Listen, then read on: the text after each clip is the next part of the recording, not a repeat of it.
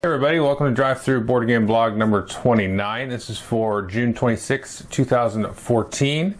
Had some more requests to do more top 10 lists after my last top 10 list, which was almost about a month ago now.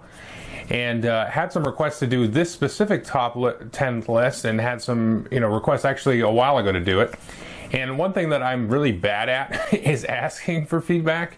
I kind of just expect if people are moved to do it, then they'll just do it anyway. But that's something that, you're kind of supposed to do, I guess. But yeah, if you have ideas for top 10 lists and things, please send them in. And if you want to share like your top 10 list that matches, whatever the topic has to be, of course, please share them. And, one of the things, I don't do a lot of top 10 lists because the listing part of it kind of bothers me. Now, the discussion of each game in the list is kind of where I'm going after it. And I feel sometimes like the list structure itself doesn't really lend itself to, a good discussion. Not always. Sometimes it does. But anyway, so I'm going to list this one. It's kind of a reverse top 10. And what I'm basically means is I'm going to start at the top, rank the game for the games on Board Game Geek, and then work my way down and basically list a alternate or a replacement. Now, I actually go further down than there's just the top 10 because some of these I don't really have a good replacement for. And, I kind of racked my brain and I couldn't think of one. Now, this list here is good as of a week ago. And actually, I was working on this a little bit, a few days ago. And then actually, two games switched. I don't remember which one switched. But whatever I have printed out now is good as of a couple days ago. So if the time you watch this video, this list may have likely changed, especially if you're like watching it a year from now. So the first game, we're going to go basically from 1 down to 10 instead of the other way. The first game is Twilight Struggle, and the game that I would replace that with would be 1989, which is basically the same game. I do actually like 1989 a little bit better than Twilight Struggle. There's a couple of reasons. I've mentioned that a few times in different blogs and videos and things. Basically, what I like about it is the grassroots part of it. I like the little extra mechanism of the battle cards, and because those are kind of just that extra little layer of mechanics, it feels very much more immersive for me as opposed to this whole global worldwide thing. Now, the worldwide perspective is kind of jarring and disconcerting because nobody really has that much control over everything that happens. A lot of times you lose your scope a little bit. Some of these random chaotic events that you didn't predict, actually kind of spiral out and have a, further out, effect on the overall outcome. Now, the card-driven game kind of simulates that actually pretty well, where, you play the event, and this little event kind of, gives you a little advantage and kind of, marries up with the area control. To me, it feels like 1989, that's a lot more prevalent. It's a little bit more educational for me and all kinds of good stuff like that. So, this is one where I could really play either game, just kind of depending on my mood. I don't really think 1989 is that much better of a game. I just kind of personally like it. And I think you're going to find that with some of these as we go through the list. I don't really think the other game is necessarily a better game, but it's definitely an alternative. Now, some of these, like the next one, I do enjoy quite a bit more. So the next one is Through the Ages, and I would totally replace that any day of the week with Clash of Cultures. Now, they're really two civilization games, but they're really two different games. I mean, Through the Ages is really kind of off on its own. Now, it's kind of sort of been, tried to be streamlined or maybe enhanced or improved by nations, but that ends up kind of being your sort of standard Euro worker placement and sucks every ounce of theme right out of the civilization theme. Now, the Through the Ages is a really weird, kind of interesting game. And it's really kind of an enigma. There's not really a game really like Through the Ages, I think, mechanically. I mean, there's other games that have superficially similar mechanics where you draft cards from a row of cards. You build up a tableau of buildings and people, and you kind of shift cubes around for different resources. I mean, obviously, lots of games have that. But you have this nice escalation of ages, 1, 2, 3, 4, and you can improve everything, and you can only have one leader, and there's all kinds of it does kind of gear itself towards the theme of civilization, but it really is kind of, there's a lot of overhead to it, and it's a game that I mean, for example, you could kind of say that I blacklisted nations. I don't think I would ever blacklist Through the Ages. Because it's not really something I don't really care to play, but I take a step back and I'm like, wow, this there's a lot kind of working on this, and it's one of those games where, like Race for the Galaxy, I think I played that, I don't know, I'm gonna guess like 20 times before I really liked it. It's just one of those where, like, yeah, okay, I'll come back to that once in a while. And it took me a while to get into that one. And this one I played probably 5 or 6 times. And, you know, I feel like I'm getting into it a little bit more, but there's a lot of overhead. Now, Clash of Cultures takes a whole different approach to the civilization idea. I mean, there's just a lot to that. It's unveiled itself to me as I played it more and more and more and more. You know, we tend to do a lot more trading than we used to, especially with like a 4-player game. And, you know, the interactions of kind of one of the main parts of civilization is where you kind of leech off each other and share technologies. I mean, that happens a lot more now. We played it a lot. And it has the whole area control, resource control, you know, dudes on a map kind of thing, which I think is relatively important in a civilization game, because that is a big part of sort of these dynasties, you know, who has the oil or who has the spice or whatever, you know. So that is a big part of civilization. It's not just all about the smart dude and the smart artist. I mean, there is a little bit of that earth stuff involved. And I like that about Clash of Culture. It kind of has, it's kind of more towards the other end of that, whereas Through the Ages is more kind of this, you know, upper echelon sort of esoteric stuff. So the expansion to Clash of Cultures looks like it may add some of that esoteric stuff. But that would be, you know, these are 2 different kind of games. You know, one person that loves Through the Ages probably would hate Clash of Cultures, and probably vice versa. But next one is Agricola, and I would replace that with Caverna. You know, I think one thing is, I think the cards in Agricola are oversold. That is the thing that sets it apart from Caverna, and honestly sets it apart from pretty much every Euro, and it's a really cool part of it. You know, you get your improvements and your occupations, and you try to build up little combos with it, and then, underneath there's a Euro. And that's cool, but after you play it, you know, I don't know how many times it took me to figure this out, but I'm like, okay, I have the cards, these 3 cards go together, and these other 2 cards go together, and I can ignore the entire rest of my hand. And so that's like, okay, cool, I got this little cool special ability, or I get a hand that doesn't really work that well, or somebody else, you know, has a hand that works really well. So yes, it's cool, but I would like to see somebody kind of reinvestigate that mechanic, you know, and really investigate it. There's other games that kind of touch on that, you know, like Belfort is one that kind of steps into that realm and, you know, executes it on a different kind of level. But I think for me, Caverna is nice because you have everything available. It's almost like all the cards are available. And this time I'm going to brew beer, and this time I'm going to be a farmer, and this time I'm going to do this. And everybody's farm or whatever, their little building looks totally different than they did the last game, and mine looks different from yours. And, you know, we're in Agricola, everybody has like one of everything. Well, not one of everything, but, you know, a few of everything. And so we all did the kind of same kind of thing, and you had these cool little cards that kind of tweaked it. So to me, it's not such a stark contrast that one is better than the other, but I do think the cards are oversold in Agricola, and I know that's probably hard for people to swallow, but that's what I think. Number 4, Puerto Rico is the number 4 ranked game right now, and I would replace that every day of the week with San Juan. Definitely San Juan with the expansion. I think it's okay without the expansion, but with the expansion it's excellent. And, you know, they're kind of the same. San Juan is obviously, you know, like Puerto Rico, the card game. But, you know, if I don't want to ship any goods, I don't have to ship goods. So I'm just going to leave that one there. You know, just kind of I try not to be vague, but I'm just going to leave that there. Okay, next one is Terra Mystica. I would replace that with nothing.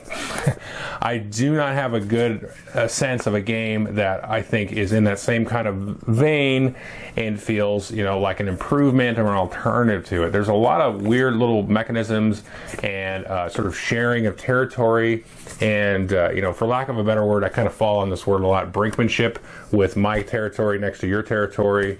And you've got that cool little wheel of the magic balls, you know, in the dishes, and that's pretty interesting. I know a lot of people find that gamey. That's kind of the, you know, criticism I've heard. I really enjoy it because it's, once you play it a few times, you kind of get, okay, I'm gonna start blowing away these magic pebbles here and really get my, you know, energy circling, and it becomes very interesting, sort of a different sort of pacing on top of, you know, the network growth that happens on the board. So yeah, it's a really oddball, wonky game with a, you know, crazy theme. You know, I know theme pasted on 6 1/2 dozen. I'm with that stuff, but I can't think of anything to replace that. So this is not number 5. You know, I've already done Twilight Struggle, 1989, Through the Ages, Clash of Cultures, Agricola, Caverna, Terra Mystica, nothing. So this is one I'm skipping. Okay, so the next one is number 5 would be Netrunner, and I would replace that with Mage Wars. Now, really 2 different games. You know, you can play 2-3 games of Netrunners in the time it takes you to play 1 game of Mage Wars. Does that mean it's better? No, I think 1 game of Mage Wars is more fun than 2-3 games of Netrunner. And Netrunner is a cool game. I've actually gotten rid of it just because, not because I think the game is magically bad. I only have so much room here. And I basically have 1 friend that plays Netrunner, and nobody else is really interested in playing it. That's really the reason I got rid of it. And basically that's why it's replaced it for me, because I have 1 friend that plays Mage Wars and then another that has played it with me. And I find Mage Wars to be a little bit more immersive in terms of what I can do to tinker. You know, I can get a Beastmaster and I can tinker with it. I can make it focused on, you know, more of a weapon kind of thing or more of a creature kind of thing. So, you know, it's really kind of the theme of it and the quickness to set up. You know, you whip out your spell book and that's it. And you can tinker with your spell book. You don't really have to worry about a metagame too much with Mage Wars when you construct. You can just kind of construct for theme, and that's my favorite way to play a lot of these constructible, collectible kind of games is, you know, I want to build a deck that does this. You know, like in Magic, my favorite deck for a while was the bird deck. And I would win sometimes, and I would lose most of the time. But I would win enough that I kept playing it. And it was fun because it was a swarm of birds, like in the, you know, the movie by Alfred Hitchcock. So, I like that aspect of it because unless I'm playing for money, which I've done for different games, I don't really give a rip too much about the metagame, other than my local metagame between you and me, for example. So I like to construct for theme.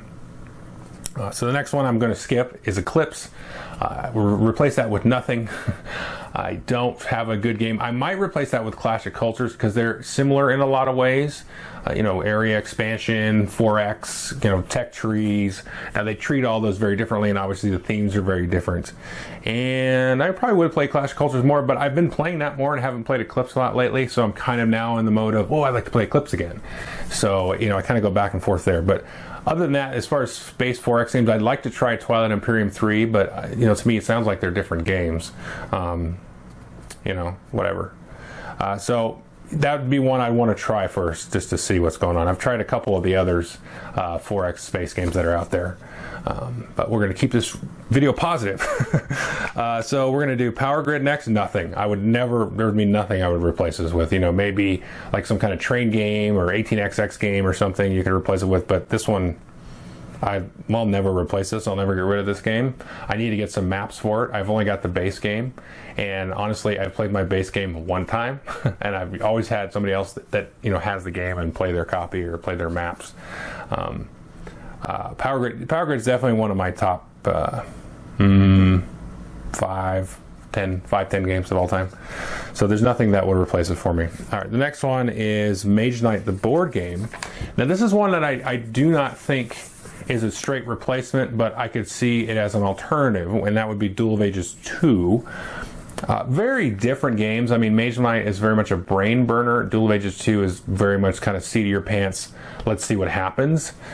They're both pretty involved, though. I mean, there's a lot of rules in each of them once you kind of add in all the different you know, modes and things for the different games. So, but they're very much exploration games. You know, in Mage Knight you control one guy with, you know, maybe some minions, and in Duel of Ages you control sort of a group of guys or gals.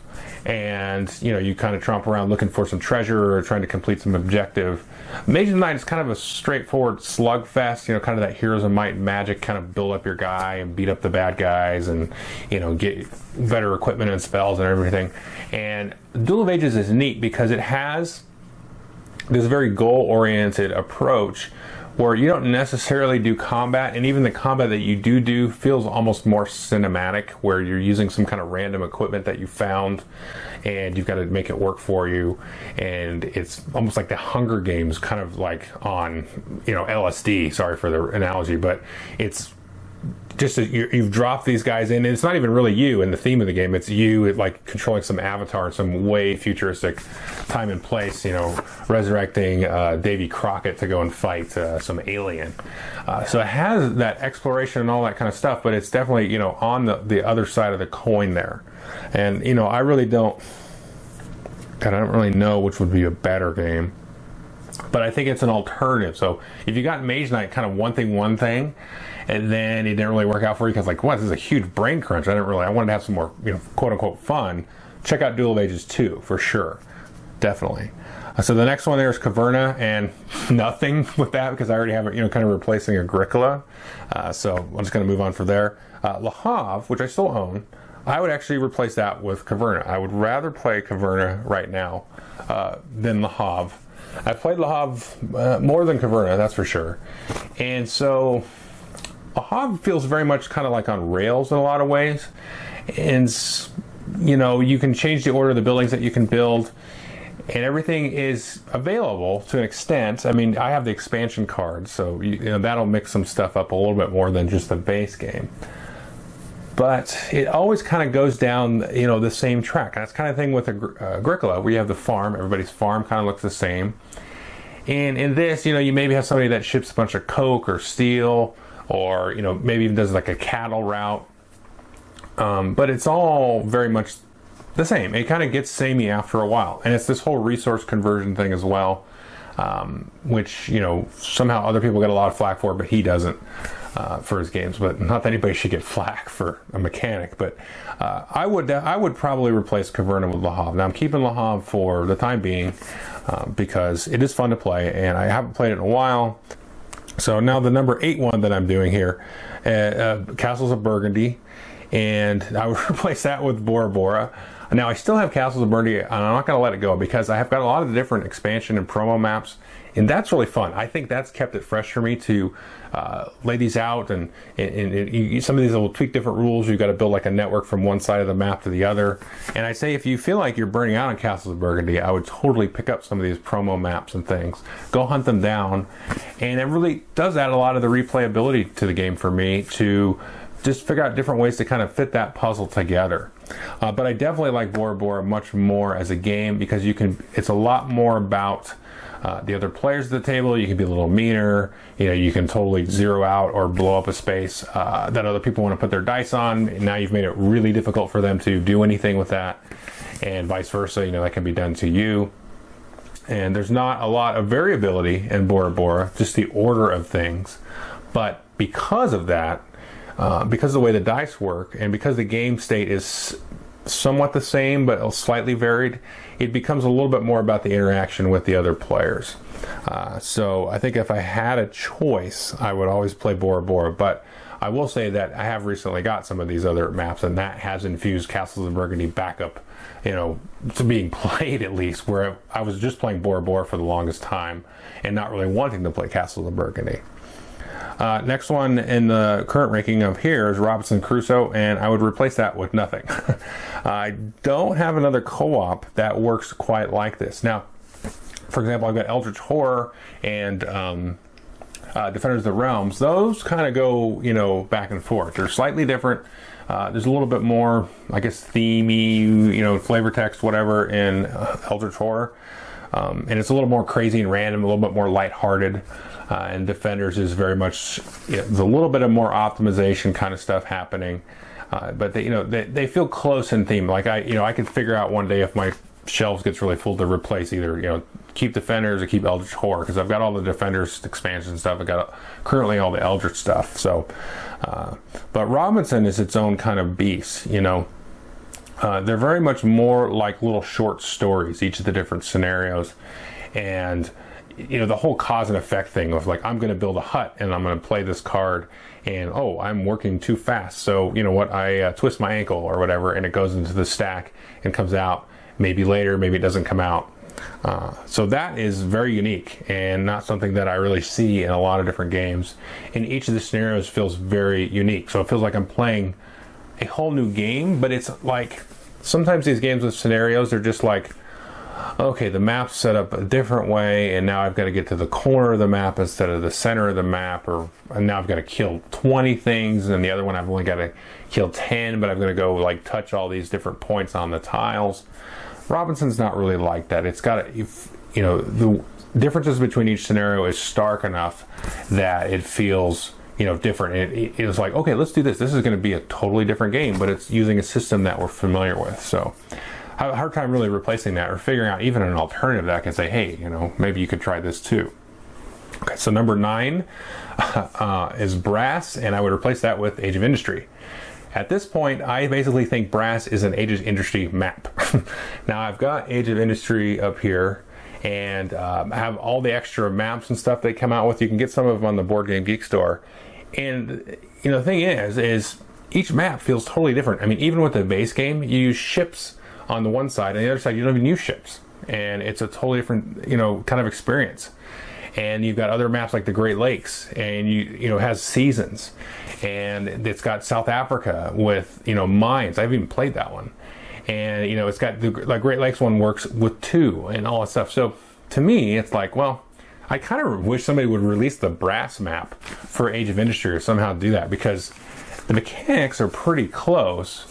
But like I said, I'm going to just stick with Age of Industry because, hey, there's a bunch of maps. I've got all of them. I haven't even played all of them, and they're going to come out with more.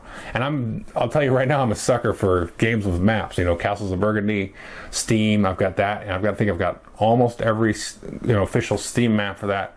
Power Grid. I love to play with the other maps. So if a game has maps, I love that because it gives you. Well, I like it because if it has a map and then a slight rules tweak, I really like that because you come at it with the same familiar system, but then, okay, there's a little bit of different strategy here, but then you kind of fall back into your habits, or maybe you need to break your habits, So definitely Brass I would replace with Age of Industry. And the last one, this would be the 10th replacement. Zulkin, I would replace at the current moment the one right after it, which is Kalis. I would totally play Kalis any day of the week than Zulkin. And I really do feel, I know they're both worker placement, but these have a timing aspect to it. Now, it may not be apparent with Kalis, but Zulkin, you put the worker on there and then the little gear twists, and then maybe you activate the worker later. Well, Kalis, unlike a lot of worker placement games where you put the worker on and activate it immediately, Kalis doesn't do that. And this is kind of like the supposed grandfather of worker placement games, the one that a lot of people point to anyway. And you put it on there, but you may not ever activate that worker for that round if somebody takes that provost and moves it back on you and you can't get it back over. That's awesome because you have to maintain your economy, your supply of money to pay your workers, and then to basically bribe this little sheriff constable dude from screwing your guys over. And you have that whole sort of timing and waiting aspect of pulling the trigger and trying to get the right goods and everything to kind of bump other people out. So to me, Zulkin totally, the theme just disappears. I mean, there really is no theme to this game. I mean, I like it. It's very interesting. It's a cool mechanic with the gears. It's a good game. I've gotten rid of it, but Kalis is thematic to me because a lot of people say, "Oh, it's not thematic." I don't understand that because the king is there. He's trying to have his castle built. There's no town that exists. By the end of the game, you see a town. A town has grown and evolved over sort of the central industry. Like if they throw up around here, you throw up a mine or a friggin' paper mill, then a town will grow around it, or it used to, 30 years ago. And so that is sort of central hub, or in this case, the castle, is going to create the town, and the town is created, and then all of us sort of middlemen are kind of trying to grab at the king's scraps and try to get favors from the king, screw each other over, bribe the police to go say, hey, you can't work here today, you've got to go out of here. And it feels very medieval, that's very kind of just overly nasty for no reason, And that really comes through with Kalis, and you can go these kind of different routes. You can kind of take the route of going after the castle and getting all your points helping to build the castle, or helping to build some of the larger, those large blue buildings in Kalis that gives you a lot of points and prestige, cathedrals and churches and lawyers' offices and whatever like that. you can go different directions. You can go different favor tracks. So really, I mean, it's still very highly ranked. I think it's like, we're looking at like 16 or 17 here. But it's one I hear people like bash a lot, you know, just on podcasts and reviews and forum posts and stuff. I mean, I don't get it. I mean, it's like, I don't think well, sorry, stepping into emotion land over here.